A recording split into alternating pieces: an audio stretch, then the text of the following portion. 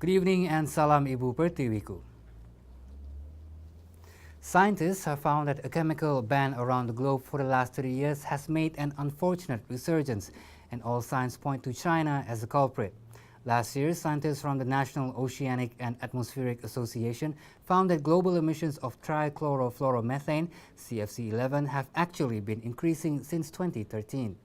In a new study published on May 22nd, scientists from the University of Bristol, Kyung Puk National University, and the Massachusetts Institute of Technology found that between 40 to 60% of total global CFC-11 emissions originate from eastern China.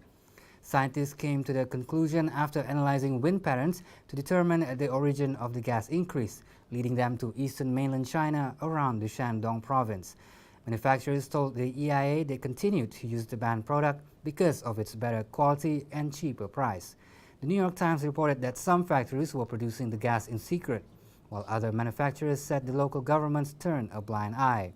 The Chinese government has been cracking down on illegal CFC-11 manufacturers and shutting down production facilities, and hopes this new study will help law enforcement officials in their search for illicit producers. The Director General of Reporters Without Borders, RSF, said that the Israeli army had deliberately targeted journalists in the occupied Gaza Strip. Christophe Deloire was speaking to the Jerusalem Post, having received the Dan David Prize in Tel Aviv on behalf of the International Press Freedoms Watchdog. Deloire said the journalists were intentionally shot by Israeli military during the Great Return March protests, as they could be clearly identified as journalists with cameras and jackets.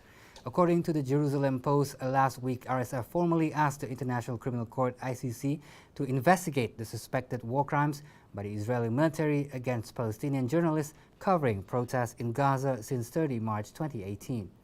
Deloire said in a statement that the Israeli authorities could not have been unaware of the presence of journalists among the civilian demonstrators and therefore failed to in the elementary duty of precaution and differentiation when targeting these protected persons with live rounds.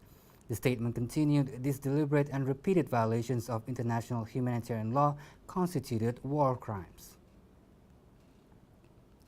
Well, that's all news for now. I am Razi Ahmad, and thank you for watching. Good night.